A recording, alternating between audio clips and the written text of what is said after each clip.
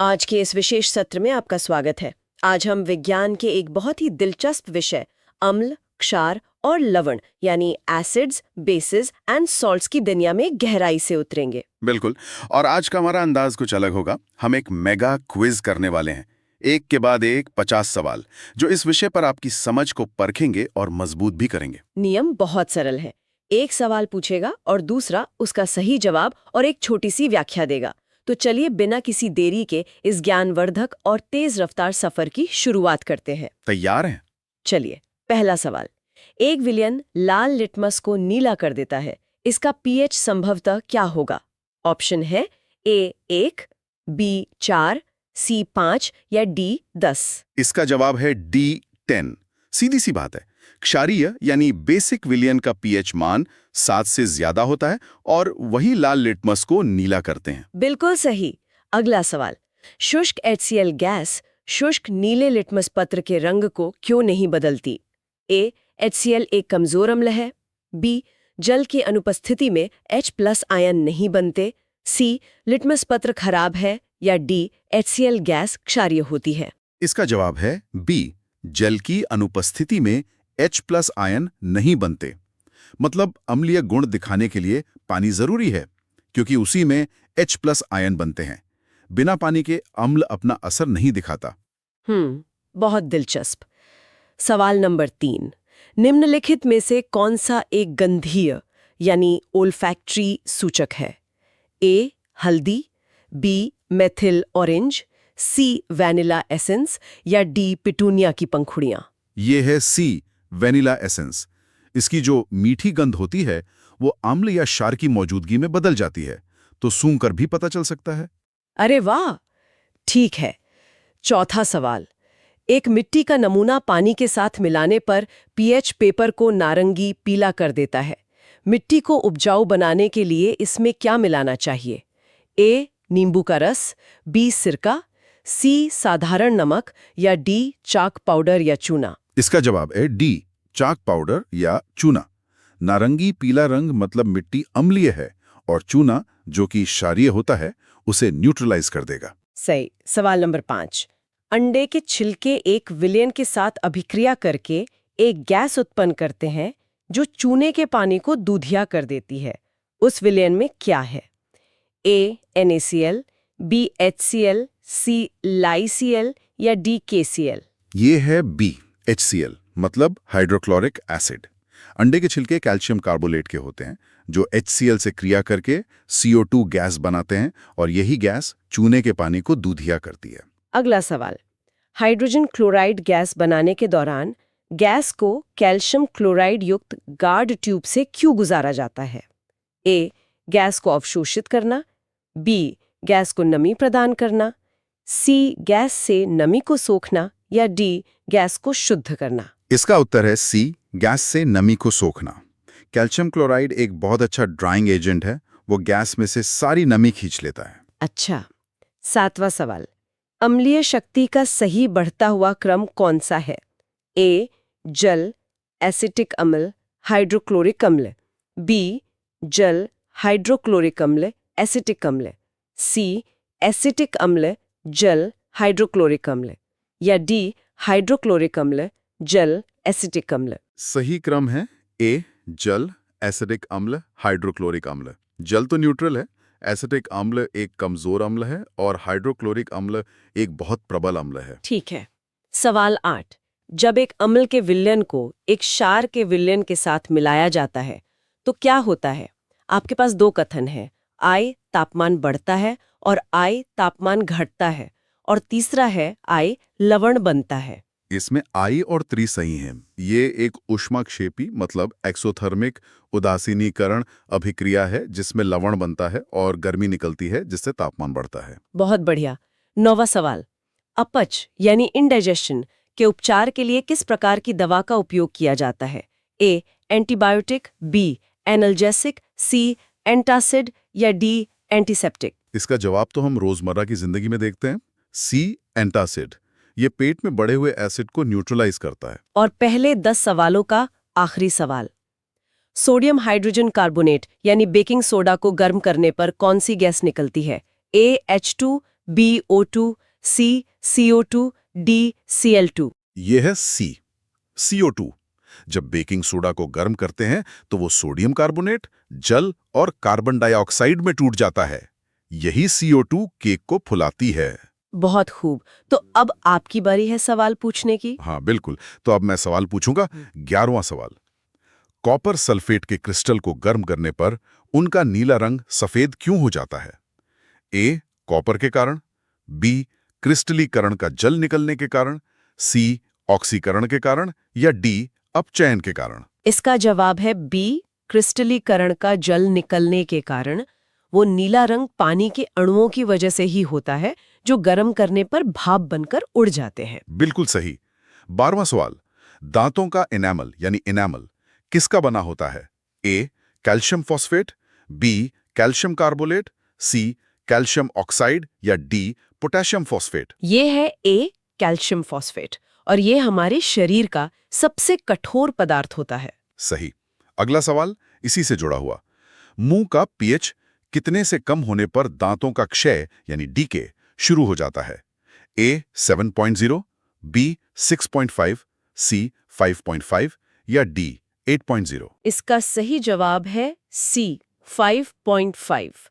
जब पीएच इससे कम हो जाता है तो मुंह में बना एसिड हमारे इनेमल को खराब करना शुरू कर देता है। बहुत अच्छे। 14वां सवाल।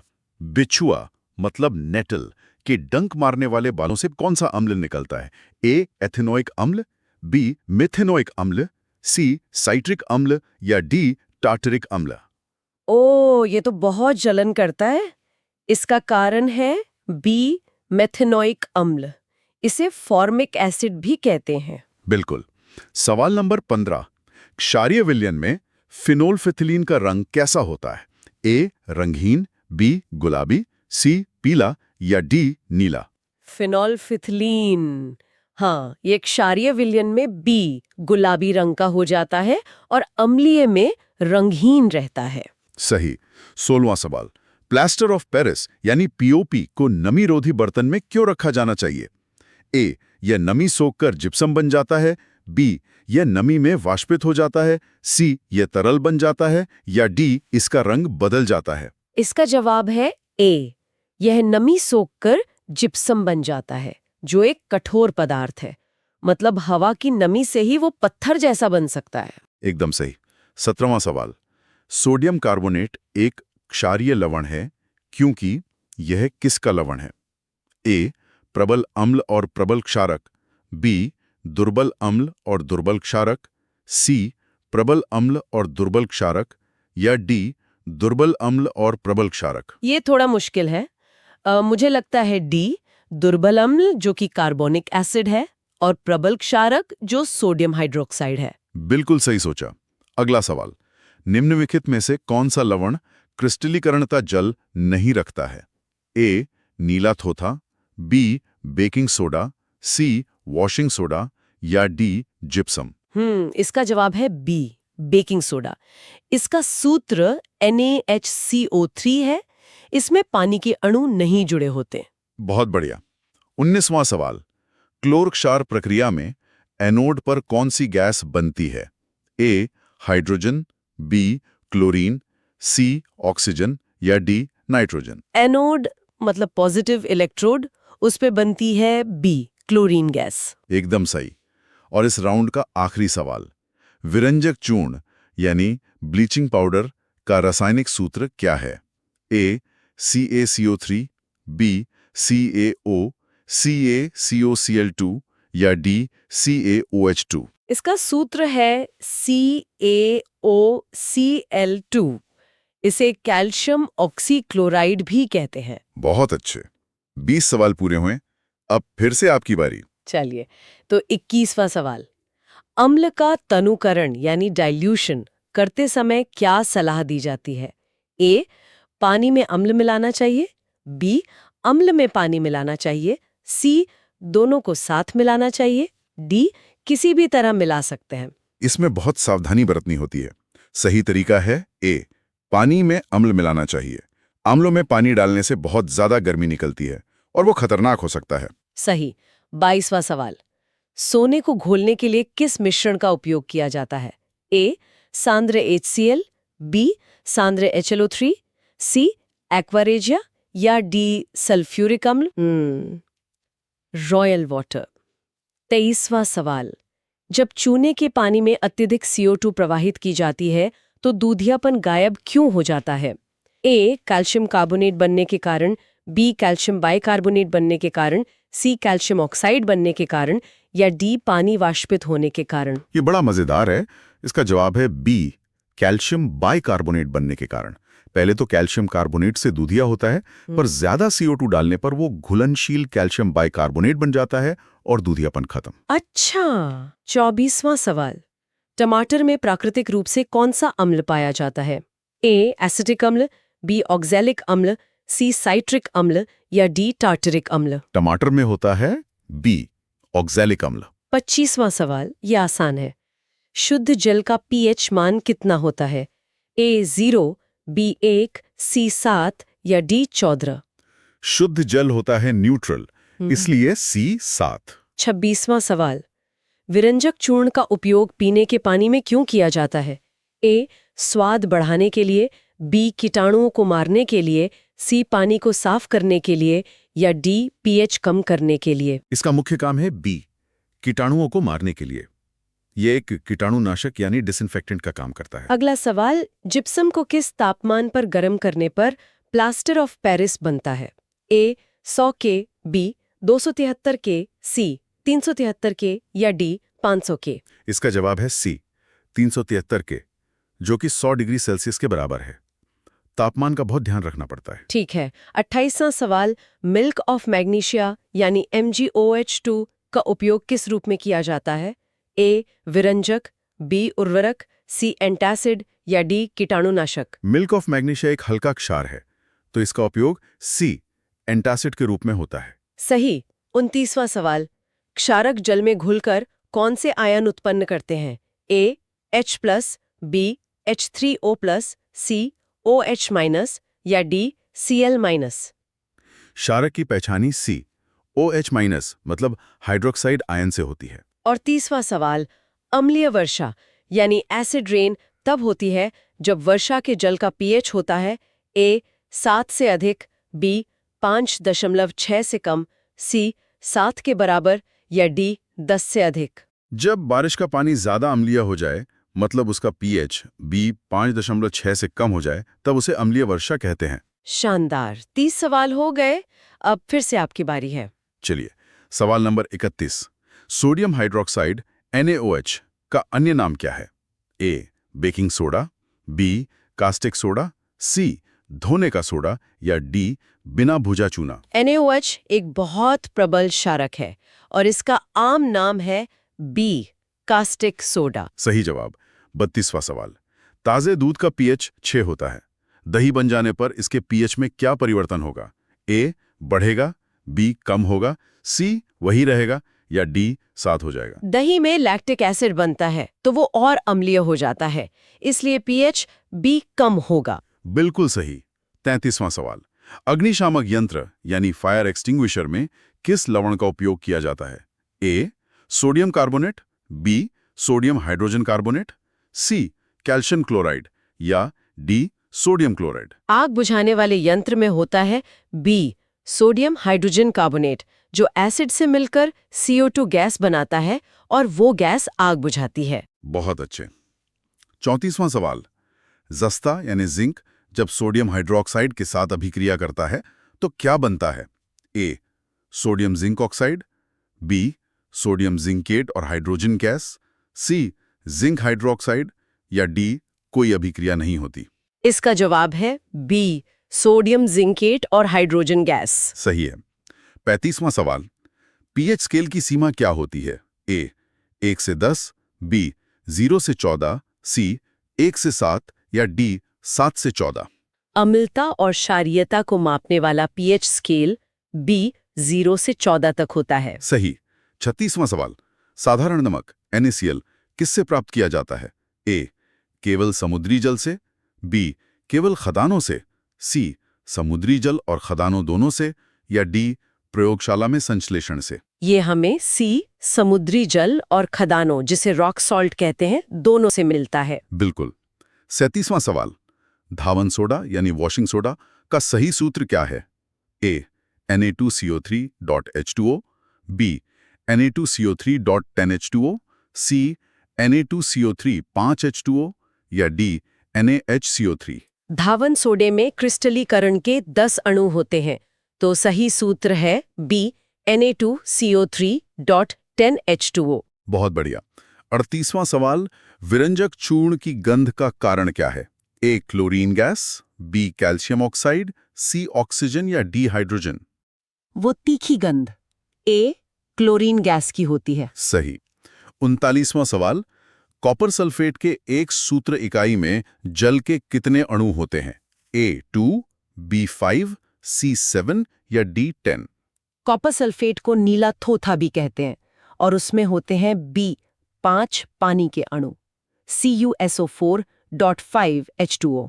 और 40वां सवाल, अधातु के ऑक्साइड्स यानी नॉन मेटालिक ऑक्साइड्स प्रकृति में कैसे होते हैं? ए क्षारीय, बी अम्लीय, सी उदासीन या डी उभयधर्मी। अधातु के ऑक्साइड्स जैसे कार्बन डाइऑक्साइड पानी में घुलकर एसिड बनाते हैं, तो वे बी अम्लीय होते हैं। बहुत बढ़िया। 40 सवाल पूरे हुए, अब आखिरी 10 सवालों का दौर। चलिए आखिरी 10। सवाल नंबर 41। मधुमक्खी के डंक के दर्द से राहत पाने के लिए किसका लेप लगाना चाहिए? ए नींबू का रस, बी सिरका, सी बेकिंग सोडा या डी सांद्र HCl। मधुमक्खी का डंक अम्लीय होता है, तो उसे न्यूट्रलाइज करने के लिए सी बेकिंग सोडा जैसा हल्का क्षार लगाना चाहिए। 42वां सवाल, उदासीन विलयन का pH मान कितना होता है? ए 0, बी 14, सी 7 या डी 5। उदासीन मतलब ना अम्लीय ना क्षारीय, तो सी 7। 43वां सवाल, लिटमस विलयन जब ना तो अम्लीय होता है और न ही क्षारीय, तब इसका रंग कैसा होता है? ए लाल, बी नीला, सी बैंगनी या डी पीला। उसका प्राकृतिक रंग सी बैंगनी होता है। 44वां सवाल, ब्राइन क्या है?